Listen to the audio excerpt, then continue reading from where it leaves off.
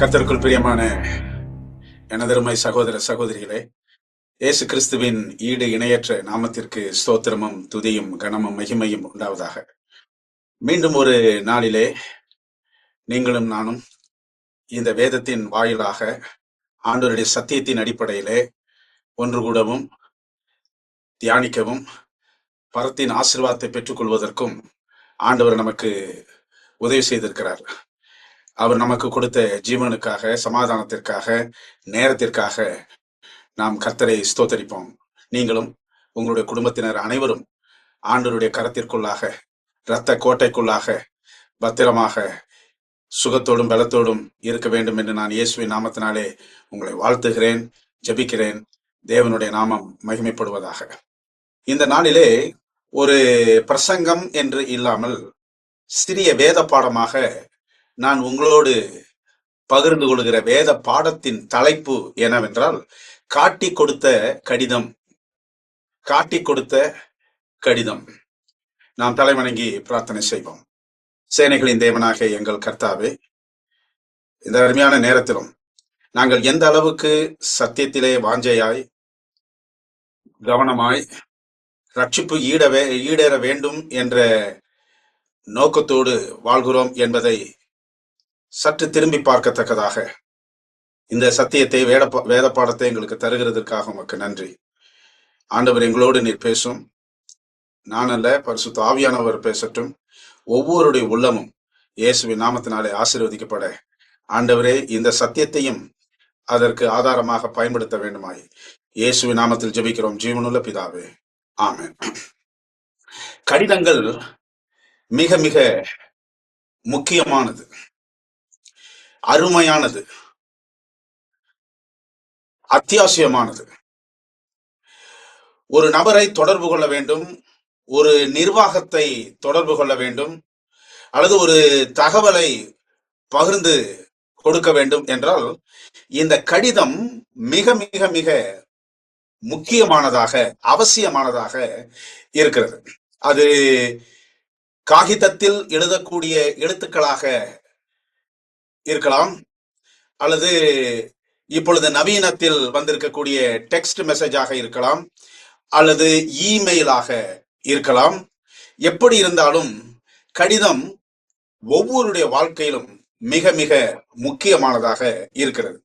சில சமயத்திலே ஆபத்தையும் சரிதான், ஆசீர்வாதத்தையும் சரிதான், நல்ல செய்திகளையும் சரிதான், துர்ச்செய்திகளையும் சரிதான் அறிந்து கொள்வது இந்த கடிதத்தின் மூலமாக கிடைக்கக்கூடிய மிக ஒரு முக்கிய பங்காக இருக்கிறது. உலகத்தில் ஆரம்பம் முதல் கடிதங்கள் போக்குவரத்தில் இருந்திருக்கிறது. அது சில பறவைகளின் வடிவாக, மனிதர்களின் வடிவாக எல்லாம் இருந்திருக்கிறது. முக்கியமான கடிதங்கள் 5 என்று நான் ஆராய்ந்து பார்க்கையில், உலகத்தில் எத்தனையோ கடிதங்கள் இருக்கிறது, எத்தனையோ கோடிக்கணக்கான ஜனங்கள் இதை பயன்படுத்தி இருக்கிறார்கள். அப்படி இருந்தாலும் 5 மிக மிக முக்கியமான கடிதம் இன்றளவில் என்ன என்று பார்த்த பொழுது 5 கடிதங்கள் எனக்கு கிடைத்தது. ஒன்று, அது முதலாவது என்னவென்றால், இது நான் அல்ல, அநேக கிறிஸ்தவர்கள் அல்லாதவர்கள் அங்கீகரித்து எழுதப்பட்டிருக்கக்கூடிய ஒரு கூற்று. முதலாவது கடிதம் என்னவென்றால், பவுல் எழுதிய கடிதங்கள் என்று இருக்கிறது. நிருபங்கள் என்று நாம் சொல்லுகிறோம் அல்லவா? ரோமருக்கு எழுதின நிருபம், கொரிந்தியர், பிலிப்பியர் போன்ற நிருபங்கள் இருக்கிறதா? இதுதான் உலகத்தில் எழுதப்பட்ட கடிதங்களிலே மிகப்பெரிய முக்கியத்துவமும் ஆர்வம் மிக்கவும் ஆட்களை மாற்றி அமைத்து வழியை நேராக்கி கொள்ளத்தக்கதாக இந்த கடிதங்கள் இருக்கிறது. அது 2000 வருஷமாக இந்த கடிதம் அநேகருடைய வாழ்க்கையில் இடம்பெற்றிருக்கிறது. இது முதலாவது என்று சொல்லுகிறார். இரண்டாவது, மிகப்பெரிய முக்கியத்துவமும் மரியாதையும் கொண்ட ஒரு கடிதம் என்னவென்றால், அமெரிக்காவில் இருக்கக்கூடிய பர்மிங்ஹாம் என்ற இடத்தில் இருக்கக்கூடிய சிறைச்சாலையிலிருந்து மார்ட்டின் லூத்தர் கிங் 1063வது வருஷம் எழுதின கடிதம். இது ஏதோ ஒரு பக்க கடிதம் அல்ல, சில பக்கங்கள் நிறைந்த கடிதம்.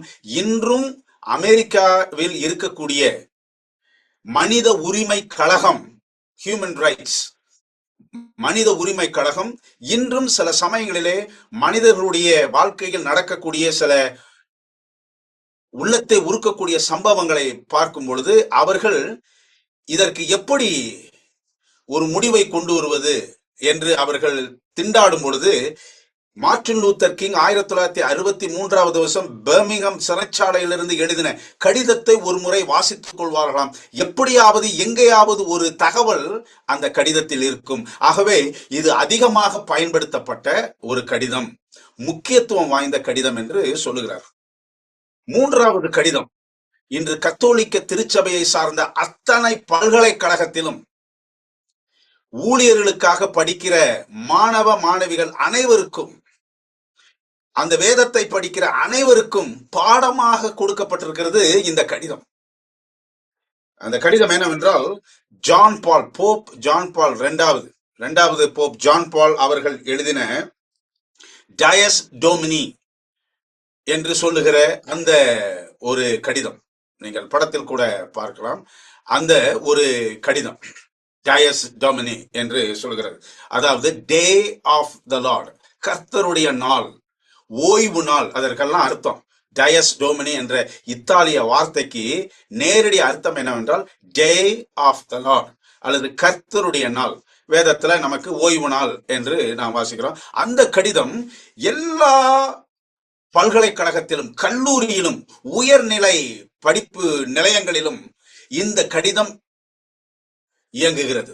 அநேகர் இதை படித்து இன்னும் அதிகமாக ஞாயிற்றுக்கிழமைதான் ஓய்வு நாள் என்று சொல்லும் அளவுக்கு அந்த கடிதம் ஒவ்வொருடைய உள்ளத்திலும் ஊடுருவ பாய்ந்திருக்கிறது.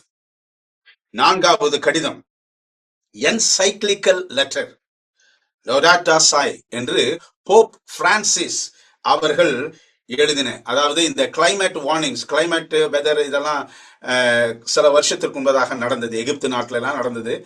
அப்பொழுது அவர்கள் அனைவருக்கும் எழுதின இந்த போப் பிரான்சிஸ் அவருடைய கடிதம் மிகவும் முக்கியமானது. ஏன் இந்த கிளைமேட் சேஞ்ச் முக்கியமானது என்பதெல்லாம் அவர் எழுதியிருக்கிறார். அதுவும் முக்கியமானது. ஐந்தாவது ஒரு சுவாரஸ்யமான ஒரு கடிதம், இது 5வது நிலையில் இருக்கிறது, மிக மிக முக்கியமானது. யார் எழுதினார் என்றால் ஒரு விஞ்ஞானி ஐன்ஸ்டைன் அவர் எழுதினார். யாருக்கு எழுதினார்னா, பிரசிடென்ட் ரூஸ்வெல்ட், அமெரிக்கால 1939 வருஷத்திலே ஆட்சி செய்த அமெரிக்க ஜனாதிபதி பிரசிடென்ட் ரூஸ்வெல்ட்டுக்கு ஐன்ஸ்டைன் எழுதின கடிதம்.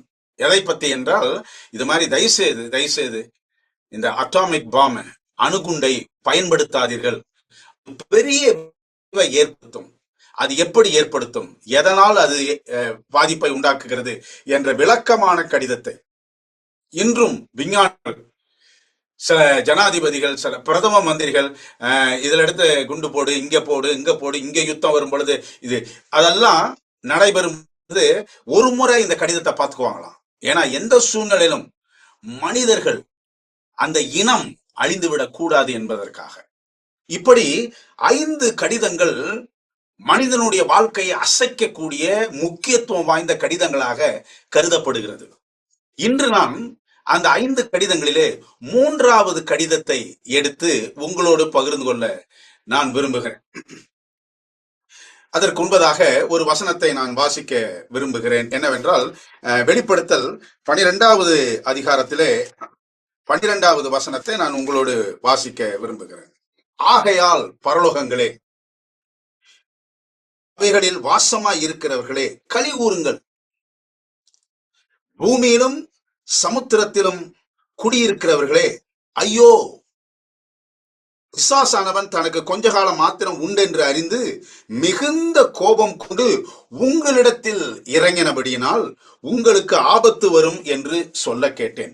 பரலோகத்தை பார்த்து என்ன இந்த சத்தம் சொல்லுது அப்படின்னு சொன்னா, பரலோகத்தில் இருக்கிறவர்களே சந்தோஷமா இருங்க, கலிகூறுங்கள். பூமியில் இருக்கிறவர்களே ஐயோ. இப்ப என்ன அப்படின்னு சொன்னா, பரலோகம் ஏதோ சம்பவிக்க போகிறது, எல்லாம் ஒரு முடிவுக்கு வர, அதனால நீங்க சந்தோஷமா இருங்க. அப்படின்னு சொல்லிட்டு பூமியை பார்த்து சொல்றாரு, தயவு செய்து ஜாக்கிரதையா இருங்க, உங்களுக்கு ஆபத்து வரும். காரணம் என்னன்னா, இந்த சாத்தான் என்ன செஞ்சிருக்கிறான்னு சொன்னா, தனக்கு கொஞ்ச காலம் மாத்திரம் உண்டு என்று அறிந்து, யார் சொன்னாங்க எவர் சொன்னாங்கன்னு எனக்கு தெரியாது, கடவுள் தான் சொல்லியிருக்கணும். 12வது அதிகாரத்துல இடம் பெறுகிறது. அவனுக்கு கொஞ்ச காலம் தான் இருக்குதுன்றத அறிந்து போய் கடவுள்கிட்ட மன்னிப்போ இல்ல அழுது இல்ல இல்ல இல்ல அவன் என்ன செஞ்சிருக்கிறான் அப்படின்னு சொன்னா, நம்மை சேதப்படுத்தத்தக்கதாக, நமக்கு ஆபத்தை கொடுக்கத்தக்கதாக, நம்மை ஆட்கொள்ளும்படியாக அவன் மிகுந்த பிரயாசம் எடுத்து கோபம் கொண்டு நம்மிடத்தில் வந்திருக்கிறான். இந்த வேத பாடத்தினுடைய அடிப்படை வசனமாக வைத்துக் கொள்ளுங்கள். காரணம் என்னன்னு சொன்னா, இந்த ஜான் பால் அவர்கள் எழுதின இந்த 1998வது வருஷத்துல இந்த கடிதத்தை அவர் எழுதியிருக்கிறார், டயஸ் டொமினி என்று. இந்த கடிதம் ஏன் நான் உங்களோடு இப்பொழுது வாசிக்க வேண்டும் அல்லது இதை குறித்து நான் சொல்ல வேண்டும் என்றால் 3 காரணங்கள் இருக்கிறது. முதல் காரணம் என்னன்னு சொன்னா, ஞாயிறு ஆசரிப்பு சட்டத்திற்கு உற்சாகத்தை கொடுக்கக்கூடிய கடிதம், மோட்டிவேஷனல் லெட்டர் ஃபார் சண்டே லா. இந்த கடிதம் ஒரு சாதாரண கடிதம் அல்ல. கத்தோலிக்கர் எல்லோரும்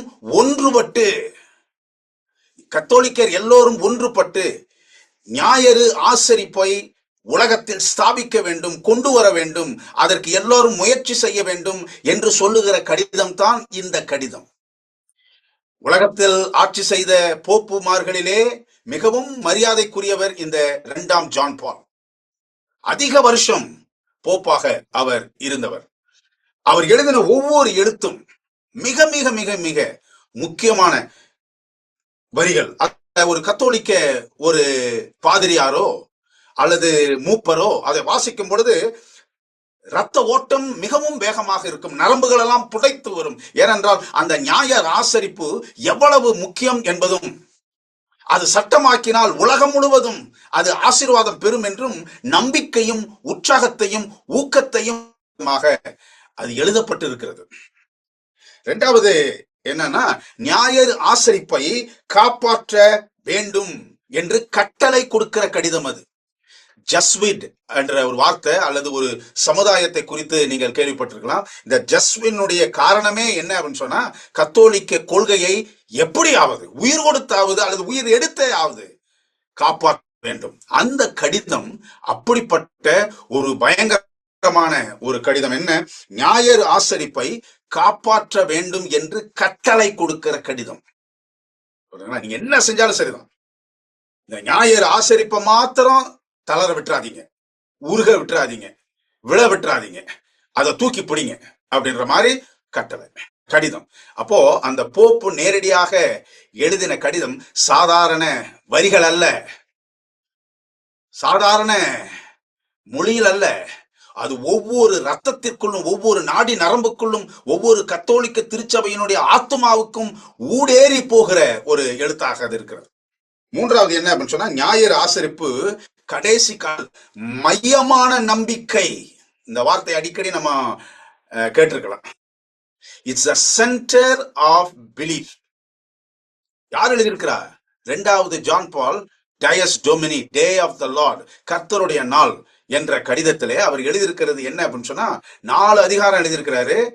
அதுல ஒண்ணு என்ன அப்படின்னா, ஞாயிறு ஆசரிப்பு கடைசி காலத்தின் மையமான நம்பிக்கை. Sunday observance is the eschatological center of all beliefs. கடைசி காலத்தின் நம்பிக்கை. அப்போ இந்த கடிதம் நான் சொல்ல பிரகாரமாக 4 அதிகாரமாக அவர் எழுதியிருக்கிறார். அதை நானே கொஞ்சம் சுருக்கி 3 அதிகாரமாக அல்லது கருத்தாக நான் உங்களோடு பகிர்ந்து கொள்ள விரும்புகிறேன். சற்று நாம் நம்முடைய வாழ்க்கையை ஆராய்ந்தோமானால், ஆண்டவருடைய கிருபையினாலே சனிக்கிழமையாகிய இந்த வேதத்தின் அடிப்படையில் சொல்லப்பட்ட ஓய்வு நாளை எப்படி ஆசரிக்கிறோம்? வைராக்கியமாக, அது நம்முடைய ரத்தத்திற்குள்ளாக, நாடி நரம்புக்குள்ளாக. அது 10 மணி அப்படின்னு அவங்க சொல்லியிருந்தாங்கன்னா ஒரு 9:55க்காவது அங்க போய் பைபிளை வச்சு கொஞ்சம் முழங்கால் போட்டு அல்லது கொஞ்சம் உட்கார்ந்து, ஆண்டவரே என் பாவங்களை மன்னி, என்னுடைய குடும்பமும் என்னுடைய பிள்ளைகளும் உடைய சமூகத்தில் எப்பொழுதும் பெரிதியாக இருக்க வேண்டும் என்று சொல்லி நாம் சற்று தியானத்தோடு ஜெபித்து அந்த ஓய்வு நாள் பள்ளி பாடத்தினுடைய பாட்டுக்கூட்டம் வரவேற்கப்படும் பொழுது கண்களை திறந்து உள்ளத்தை ஆண்டவருடைய சமூகத்தில் ஒப்படைக்கும்படியாக ஒரு 5 நிமிஷத்துக்கு முன்னாடி போறதுக்கு நம்ம முயற்சி செய்யறோமா? அந்த அளவுக்கு ஓய்வு நாள் நமக்குள்ளாக ஆத்மாவுக்குள் ஆத்மாவாக உயிரோடு ஒன்றி ரத்தத்தோடு இணைந்து நாடி நரம்புகளுக்குள்ளே புகுந்து இருக்கிறதாக இந்த சனிக்கிழமை ஆகிய ஓய்வு நாள் நம்முடைய வாழ்க்கையில் தத்துரூபமாக இயங்கிக் கொண்டிருக்கிறதா?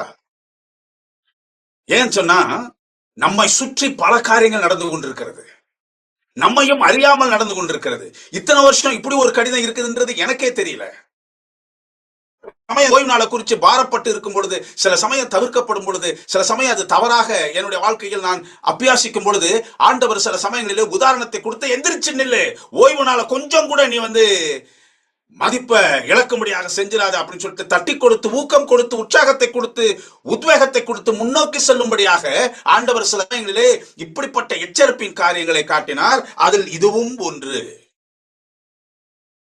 அப்போ இந்த கடிதத்தில் இருக்கக்கூடிய இந்த 4 அதிகாரமாக இருந்தாலும் அதுல 3 நான் உங்களுக்கு சுருக்கமாக சொல்றதுக்கு முன்னாடி 2 வசனத்தை நான் வாசிக்கிறேன். முதலாவது என்ன அப்படின்னு சொன்னா, இந்த எரேமியா 5வது அதிகாரத்துல 30-31வது வசனத்தை நான் வாசிக்கணும் அப்படின்னு சொன்னா, திகைத்து திடுக்கிடத்தக்க காரியங்கள் தேசத்தில் நடந்து வருகிறது.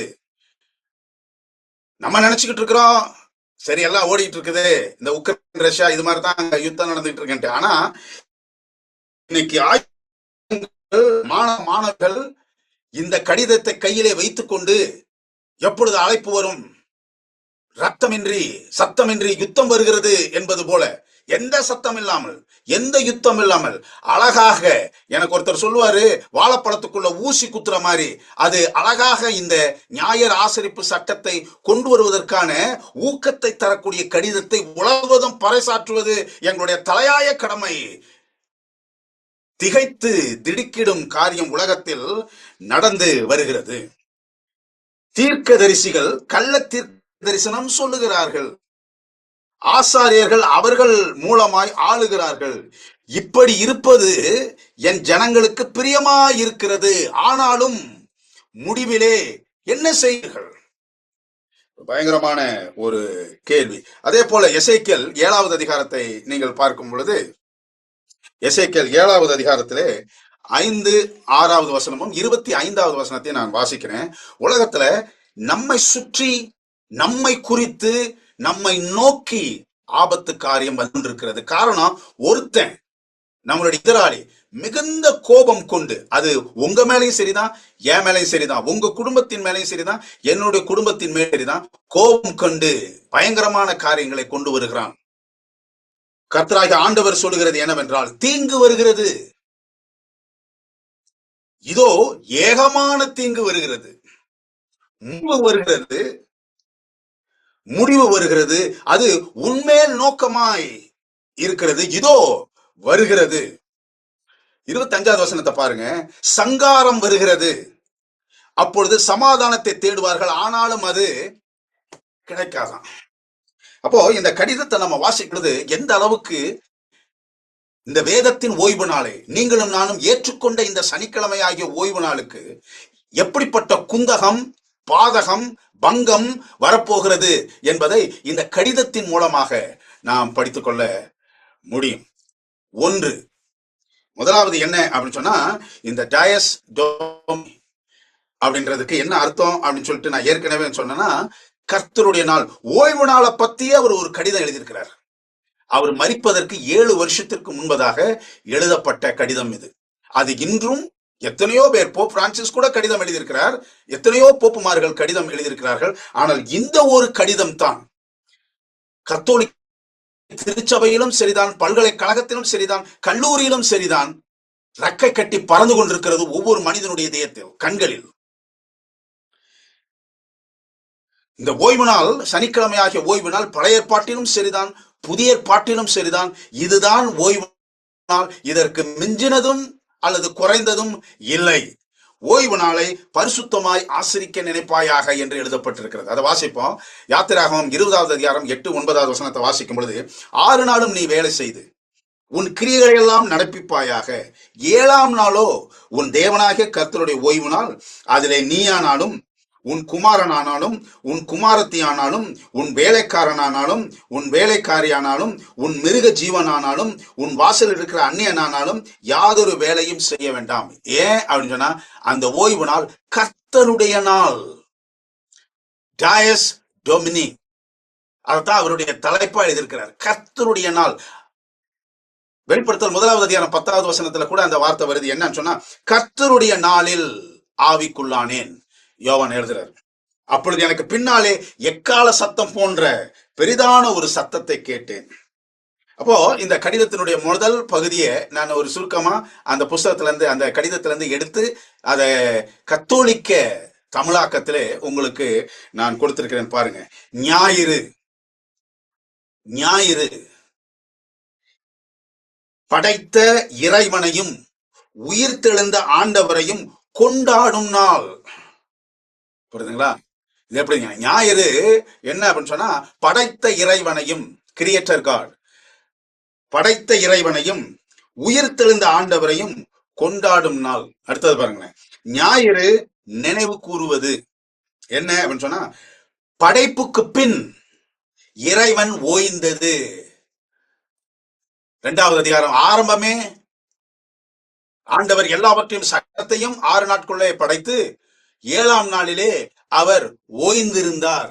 அவர் ஓய்ந்திருந்தபடியினால் அந்த நாளை ஆசீர்வதித்து பரிசுத்தமாக்கினார் அப்படின்னு சொல்லிட்டு ஆதியாகமம் 2வது அதிகாரம் 1 வசனத்திலிருந்து 3 வசனம் வரைக்கும் நம்ம வாசிக்கலாம். ஆனா இந்த கடிதத்தில் எழுதப்பட்டிருக்கிறது என்னன்னு சொன்னா, யாராக இருந்தாலும் கத்தோலிக்கன் என்ற பெயரிலே இந்த கடிதத்தை நீங்கள் வாசிக்கும் பொழுது உலகம் முழுவதையும் இந்த சத்தியத்துக்குள்ளாக கொண்டு வர வேண்டும் என்று கட்டளை கொடுக்கத்தக்கதாக இந்த கடிதம் சொல்லுகிற காரியம் என்ன அப்படின்னு சொன்னா, படைப்புக்கு பின் இறைவன் ஓய்ந்தது சனிக்கிழமை இல்ல, ஞாயிற்றுக்கிழமை. அவங்க சொல்லி கொடுக்கிறது.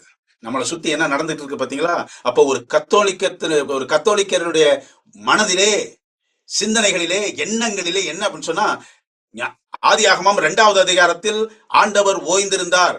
அது எந்த நாள் அப்படின்னு சொன்னா, ஞாயிறு அப்படின்ட்டு இந்த கடிதம் உங்களுக்கு சொல்லி கொடுக்கிறதா. ஆனால் வேதம் என்ன சொல்கிறது என்றால், இல்ல இல்ல இல்ல இல்ல இல்ல, 7ஆம் நாளோ உன் தேவனாகிய கர்த்தருடைய ஓய்வு நாள். நீங்க யாத்திராகமம் 31வது அதிகாரத்தை நான் வாசிக்கிறேன் பாருங்க. அந்த கடிதத்தினுடைய இன்னொரு லைனையும் நான் வாசிட்டு அப்புறம் யாத்திராகமத்துக்கு வரேன். ஞாயிற்றுக்கிழமை கிறிஸ்துவ அடையாளத்தின் மையம் என்பதை உறுதிப்படுத்துதல். ஞாயிறு ஓய்வு நாள் ஆசரிப்பு என்ன தெரியுங்களா? ஞாயிற்றுக்கிழமை கிறிஸ்துவ அடையாளம், the identity of Christianity. புரியுதுங்களா? கிறிஸ்துவ அடையாளத்தின் மையம் என்பதை உறுதிப்படுத்தணுமா. யாத்திரை 31வது அதிகாரம் பாருங்க, 16-17. ஆகையால் இஸ்ரவேல் புத்திரர் தங்கள் தலைமுறை தோறும் ஓய்வு நாளை நித்திய உடன்படிக்கையாக ஆசரிக்கும்படி அதை கை கொள்ள கடவர்கள்.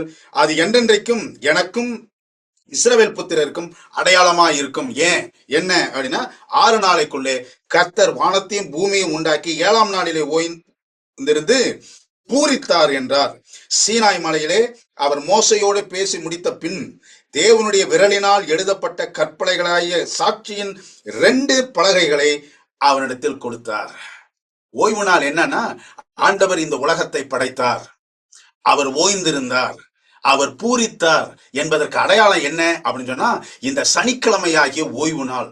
ஆனா இந்த டயஸ் டொமினி என்று எழுதப்பட்ட அந்த கடிதத்தினுடைய 3 முக்கியமான கருத்து, கட்டளை என்னவென்றால், முதலாவது என்னன்னா, இந்த ஞாயிறு ஆசரிப்பு என்பது ஆண்டவர் இந்த உலகத்தை படைத்தார் என்பதற்கான அடையாளம். யாரு கொண்டு வராங்க பாத்தீங்களா? எப்படி அது உள்ளே நுழையுது பாத்தீங்களா? எப்படி ஆசரிப்பு, ஞாயிறு ஆசரிப்பு சட்டத்தை கொண்டு வரக்கூடிய நபர்களுக்கு ஊக்கத்தை கொடுக்கிறது என்பதை பார்த்தீர்களா? நாம் ரொம்ப கவனமா இருக்கணுமா. சரி, 2வது, முதலாவது என்ன அப்படின்னு சொன்னா, வேதம் சொல்லுகிறது, நாம் விசுவாசிக்கிறோம் என்ன, சனிக்கிழமையாகிய ஓய்வு நாள் யாத்திராகமம் 20:8 11 வசனங்கள் வரை நாம் வாசிக்கும் பொழுது, இந்த ஓய்வு நாள் ஆண்டவர் இந்த உலகத்தை படைத்தார், ஓய்ந்திருந்தார், பூரித்தார் என்பதற்கு அடையாளமாக இருக்கிறது. ஆனால் அவர்கள் அப்படியே மாற்றி ஞாயிற்றுக்கிழமை ஆண்டவர் இந்த உலகத்தை படைத்தார், ஆண்டவர் ஓய்ந்திருந்தார், பூரித்தார், அது கிறிஸ்தவத்தின் மையம் என்பதை உறுதிப்படுத்துகிறதாக அவர்கள் எழுதுகிறார். மிகுந்த ஜாக்கிரதையாக இருக்க வேண்டும் எனக்கு பிரியமானவர்களே. ரெண்டாவது என்ன அப்படின்னு சொன்னா, 4 அதிகாரம் சொன்னனே, அதுல ரெண்டாவது என்ன அந்த அதிகாரத்தினுடைய தலைப்புன்னு சொன்னா, டயஸ் எக்லிசியா என்ற தலைப்பு. அதுக்கு அர்த்தம் என்னன்னா, திருச்சபைகளில் ஓய்வு நாள். மறுபடியும் நான் கருத்துக்கு சொல்லும் பொழுது அதை நான் மறுபடியும் சொல்றேன். என்ன அப்படின்னு சொன்னா, ஒரு நிமிஷம் நம்முடைய இதய கண்களை மூடி நம்முடைய சபைகளில் ஓய்வு நாள் எப்படி நடக்கிறது? அமைதலோடு, சாந்தத்தோடு, சமாதானத்தோடு, அன்போடு, ஐக்கியத்தோடு சபை நடக்கிறதா? அல்லது போதகருக்கும் விசுவாசிகளுக்கும், விசுவாசிகளுக்கும், மூப்பருக்கும் போதகர்களுக்கும், தலைவர்களுக்கும் சில முக்கிய விசுவாசிகளுக்கும் இடையிலே தர்க்கங்கள், கருத்து வேறுபாடுகள், சச்சரவுகள், ஏன் சண்டைகள் கூட சபைகளில், அதுவும் குறிப்பாக ஓய்வு நாளில். கொஞ்சம் இதய கண்களை மூடி கொஞ்சம் யோசித்து பார்த்தா சபைகள்ல என்ன நடக்குது? ஓய்வு நாளுக்கு ஒரு மரியாதை இருக்கிறதா? ஓய்வு நாளுக்கு ஒரு சுத்தம் இருக்கிறதா?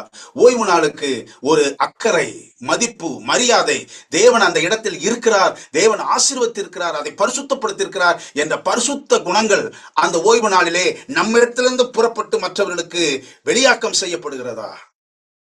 அத இந்த போப் ஜான் பால் 2வது எழுதியிருக்கிறார். என்ன எழுதியிருக்கிறார் பாருங்க. ஞாயிறு, இப்ப நீங்க வாசிக்கலாம், நான் வாசிக்கிறது. ஞாயிறு திருச்சபையின் நாள்.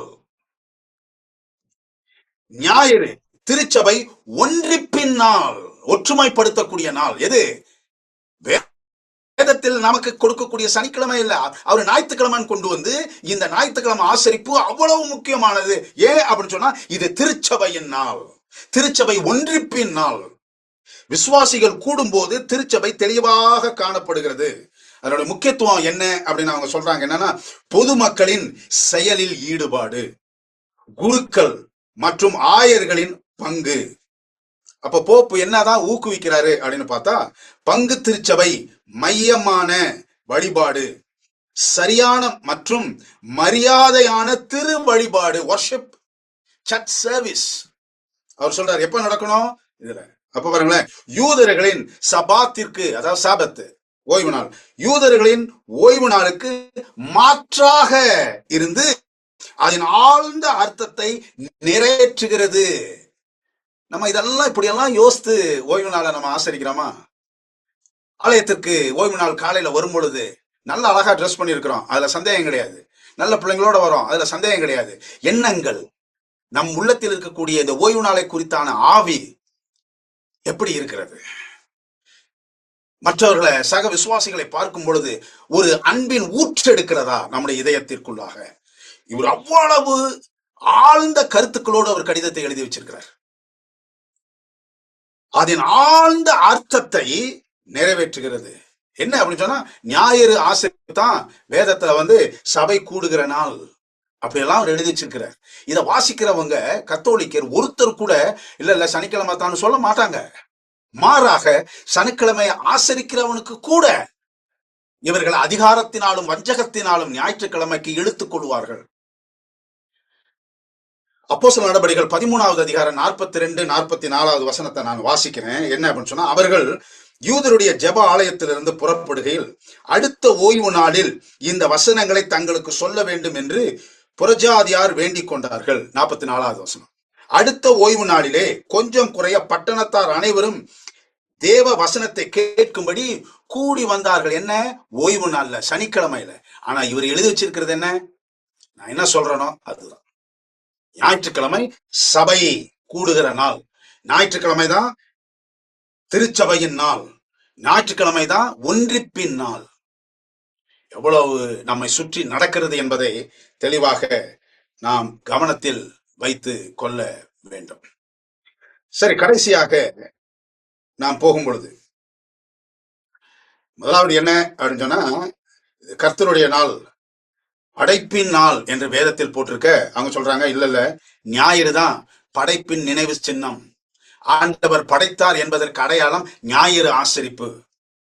அப்ப இதை வாசிக்கும் பொழுது நம்முடைய வாழ்க்கையில ஒருவேளை 80% சரியா ஓய்வு நாளை நான் ஆசரிக்கிறேன்ற ஒரு உறுதி என் உள்ளத்துல இருந்தா, ஏன் அந்த 20% அதையும் சேர்த்து 100% ஓய்வு நாளை நான் பரிசுத்தமா ஆசரிக்கணும் என்ற ஒரு உறுதிமொழியே நீங்களும் நானும் எடுக்கணும். ரெண்டாவது என்ன அப்படின்னு சொன்னா, அவர் சொல்றாரு ஞாயிறு தான் சபை கூடுகிற நாள், அந்த ஞாயிறு தான் ஒற்றுமையின் நாள், ஒன்றுப்பின் நாள்.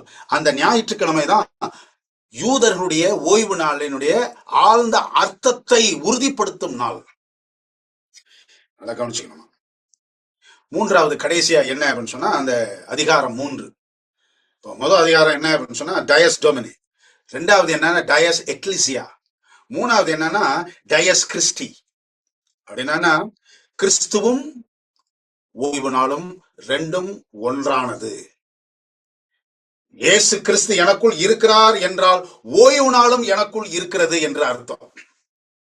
டயஸ் கிறிஸ்டி, கிறிஸ்துவும் ஓய்வு நாளும். அவர் எழுதியிருக்கிறார் பாருங்க, ஞாயிறு கிறிஸ்துவின் நாள், டே ஆஃப் த லார்ட், கிறிஸ்துவின் நாள். ஞாயிற்றுக்கிழமை திருப்பலியுடன் பிரிக்க முடியாது. ஓய்வு நாளையும் கிறிஸ்தவையும் பிரிக்க முடியாது. எது? ஞாயிற்றுக்கிழமை. இத உண்மையிலேயே ஒரு கத்தோலிக்கன் உட்கார்ந்து இதை படிக்கும் பொழுது, அவன் பரீட்சை எழுதும் பொழுது, மனப்பாடம் ஆக்கும் பொழுது அவனுடைய ரத்தத்திற்குள்ளாக போகிறது. நம்ம வேதத்தை திறந்து அந்த வெளிப்படுத்தல் 20வது அதிகாரம் 8 வாசிக்கும் பொழுது, அல்லது ஏசாயா 58வது அதிகாரம் 13, 14வது வசனத்தை நான் வாசிக்கும் பொழுது, நீங்கள் உயரத்தில் இருக்கும்படி யாக்கோபின் சுதந்திரத்தால் உங்களை போஷிப்பேன், கர்த்தருடைய வா இதை சொல்லிட்டுன்னு சொல்லிட்டு ஓய்வு நாளின் ஆசீர்வாதத்தை குறித்து பேசும் பொழுது, நம்முடைய வாழ்க்கையில் எப்படி ஒரு உறுதியை எடுத்துக்கொள்கிறோம் ஓய்வு நாளை குறித்து? எனக்கு பிரியமானவர்களே, கடைசின்னு சொல்லிட்டு கடவுள் கொடுக்கிற ஒரு அடையாளம் என்ன அப்படின்னு சொன்னா, ஓய்வு நாள் அல்லது ஞாயிற்றுக்கிழமை ஆசரிப்பு சட்டம். அதை எப்படியெல்லாம் கடிதத்தின் வாயிலாக மாணவிகளுக்குள் புகுத்தி, பாதிரியார்களுக்குள் புகுத்தி, ஆயர்மார்களுக்குள் புகுத்தி, அந்த சட்டம் வரும் பொழுது எந்த அசம்பாவிதம் இல்லாதபடிக்கு ஒற்றுமையோடு அதை வரவேற்கத்தக்கதாக ஊக்கம் அளிக்கும் கடிதங்கள் இது. அப்பொழுது நீங்களும் நானும், உங்களுடைய எண்ணங்களும் என்னுடைய எண்ணங்களும், உங்களுடைய தீர்மானமும் என்னுடைய தீர்மானமும் எப்படி இருக்கும் என்பதை இன்றைக்கு நாம் தீர்மானம் செய்ய வேண்டும். அவர் சொல்றாரு, ஞாயிற்றுக்கிழமை திருப்பலியுடன் பிரிக்க முடியாது. ஞாயிறு திருப்பலிகள் பங்கேற்பது அப்படின்னா என்னன்னா, ஓய்வு நாள்ல கோயிலுக்கு வருவது அப்படின்னு ஒரு தலைப்பு போட்டு அவர் எழுதுறாரு, முக்கியமான கடமை. It is duty of all men. அவர் எழுதுறாரு, ஓய்வு நாள் ஞாயிற்றுக்கிழமை கோயிலுக்கு வருவது ஒரு முக்கிய கடமை. It is a duty which will demand all the Catholic அப்படின்னா அவர் எழுதுறாரு. அதுல ரெண்டாவது என்னன்னா, ஒரு பொருள், அருள், ஆனா சுமை அல்ல. ஓய்வு நாள் என்பது ஒரு சுமை அல்ல. இது எங்கேயோ படிச்ச மாதிரி உங்களுக்கு இருக்குதா? அவர் சொல்றாரு, இந்த ஞாயிறு ஆசரிப்பு அல்லது ஞாயிறு ஓய்வு நாள் ஒரு சுமை அல்ல, இது ஒரு அருள், ஆசீர்வாதம். இது எங்க எழுதி இருக்குது அப்படின்னு சொன்னா, 1 யோவான் 5வது அதிகாரம் 3வது வசனத்துல, நாம் தேவனுடைய கற்பனைகளை கைக்கொள்வதே அவரிடத்தில் அன்பு கூறுவதாம், அவருடைய கற்பனைகள் பாரமானவைகள் அல்ல. கத்தோலிக்க பைபிள்ல சுமை அல்ல, இது ஒரு அருள். ஞாயிற்றுக்கிழமை என்பது நமக்குள் வரக்கூடிய ஒரு அருள், ஒரு ஆசீர்வாதம். அது ஒரு சுமை அல்ல. அதனால நீங்க எல்லாரும் ஞாயிற்றுக்கிழமைக்கு கோயிலுக்கு வரணும், அது ஒவ்வொரு கத்தோலிக்கக்காரனுடைய கடமை. அந்த திருப்பலி அல்லது அந்த வர்ஷிப் இல்லைன்னா சர்ச் சர்வீஸை பத்தி அவர் சொல்லும் பொழுது, பஸ்கா மறை நிகழ்வை நிகழ்காலமாக்குகிறது. 2000 வருஷத்திற்கு முன்பதாக சிலுவையில் அறையப்பட்ட அந்த காரியத்தை இந்த ஓய்வு நாளிலே அல்லது ஞாயிற்றுக்கிழமையிலே ஆலயத்திற்கு போகும் பொழுது அதை நிகழ்காலமாக்குகிறதா. எவ்வளவு அர்த்தத்தோடு எழுதியிருக்கிறாங்க பாருங்க. நீங்களும் நானும் வேதத்தின் அடிப்படையில் சனிக்கிழமையாகி அந்த பரிசுத்த ஓய்வு நாளை ஆசரிக்கிறோம். ஆனா அதில் எப்படி ஆசரிக்கிறோம், நம்முடைய சபை எப்படி நடக்கிறது, நம்முடைய சர்வீஸ் வர்ஷிப் எப்படி நடக்கிறது. ஏனாதானா யாரோ வராங்க, யாரோ பேசுறாங்க, என்னத்தையோ சொல்றாங்க, அதுல கொஞ்சம் பேர் தூங்குறாங்க, கொஞ்சம் பேர் அப்படி வெளியே நின்று பேசிட்டு இருக்கிறாங்க, கொஞ்சம் பேர் போனை நோண்டிட்டு இருக்கிறாங்க, கொஞ்சம் பேர் அடுத்தவங்க என்ன செஞ்சுன்னு. இதா ஓய்வு நாள்? அந்த கடைசி 2 வரியை நான் வாசிக்கிறேன். கிறிஸ்துவோடு ஒன்றிப்பை வளர்க்கிறது, ஆண்டவரோடு சேர்ந்த ஒரு உறவை வளர்க்கிறதா எது? ஞாயிற்றுக்கிழமை ஆசரிப்புன்னு சொல்லிட்டு அவர் எழுதி வச்சிருக்கிறார். திருப்பலி இல்லாமல் ஞாயிறு கிறிஸ்தவ அர்த்தத்தை இழக்கும். இந்த ஞாயிற்றுக்கிழமை ஓய்வு நாள் இல்லை அப்படின்னு சொன்னா அந்த Christianity, the meaning of Christianity will fade. திருப்பலி இல்லாமல் ஞாயிறு கிறிஸ்தவ அர்த்தத்தை இழக்கும். எனக்கு பிரியமானவர்களே, இந்த கடிதம் சாதாரண கடிதம் அல்ல. இது ஒரு கட்டளை, காட்டிக் கொடுக்கும் கட்டளை, நம்மை காட்டிக் கொடுக்கும் கட்டளை, உண்மையான கிறிஸ்தவர்களை காட்டிக் கொடுக்கும் கடிதம் அது. இன்றைக்கு கடைசி காலத்துல நீங்களும் நானும் ஆண்டவரோடு கூட பரிசுத்தமான சனிக்கிழமை ஆகிய ஓய்வு நாளை வேதத்தின்படி நம்ம செய்யும் பொழுது, அதுவும் ஆண்டவர் காட்டின ஓய்வு நாள். லூக்கா 4வது அதிகாரம் 16வது வசனம் சொல்லுகிறது என்ன அப்படின்னு சொன்னா, தாம் வளர்ந்த ஊராகிய நாசரேத்துக்கு அவர் வந்து தம்முடைய வழக்கத்தின்படியே ஓய்வு நாளில் ஜெப ஆலயத்தில் பிரவேசித்து வாசிக்க எழுதினார். இயேசு கிறிஸ்துவே படைத்தவரே, மீட்பரே, இரட்சகரே ஓய்வு நாளில் ஆலயத்திற்கு சென்றார். அவர் பங்கு எடுத்தார், வேலைகளை செய்தார், ஊழியத்தை நிறைவேற்றினார். அப்படிப்பட்ட இயேசு கிறிஸ்துவை பின்பற்றுகிற நீங்களும் நானும் இந்த ஞாயிறு சட்டம் வருகிறது என்பதை படித்துக் கொள்கிறோம். மாத்திரமல்ல, நம்மை சுற்றி பயங்கரமான காரியங்கள், திகைத்து திடுக்கிடக்கூடிய காரியம் நடந்து வருகிறது. முடிவு வருகிறது. அது நம்மை நோக்கி வருகிறது. எங்கள் அன்புள்ள ஆண்டவரே, ஓய்வு நாளுக்கும் எங்களுக்கும் எப்படிப்பட்ட ஒரு நெருங்கிய உறவு இருக்கிறது என்றும், அந்த ஓய்வு நாளிலே நாங்கள் அசட்டையாக இல்லாதபடிக்கு அதிகமாக உம்முடைய சமூகத்தில் வர வேண்டும், அந்த ஆட்கொண்ட நேசரின் அடைக்கலமாக வேண்டும், இந்த சத்தியத்தை நீர் எங்களுக்கு கொடுத்தீர். அதற்காக உமக்கு நன்றி. கடிதங்கள் எங்களுக்கு முன்பதாக இருக்கிறது, ஆனால் எங்களுடைய காட்சியோ இயேசு கிறிஸ்துவையே நோக்கி இருக்கவும், அவர் எங்களுக்கு கொடுத்த, ஆதியிலே கொடுத்த, படைப்பின் நாட்களிலே கொடுத்த அந்த சனிக்கிழமையாகிய ஓய்வு நாளை எங்களுடைய வாழ்க்கையின் அஸ்திபாரமாக, ஆசீர்வாதமாக, அடைக்கலமாக நாங்கள் வைத்து உடைய சமூகத்திலே நாங்கள் இருக்க கர்த்தாவே நீர் எங்களுக்கு ஆசீர்வாதத்தை தந்தரல வேண்டுமாய் இயேசுவின் நாமத்தில் ஜெபிக்கிறோம் எங்கள் ஜீவனுள்ள பிதாவே, ஆமென். கர்த்தர் உங்களை ஆசீர்வதிப்பாராக.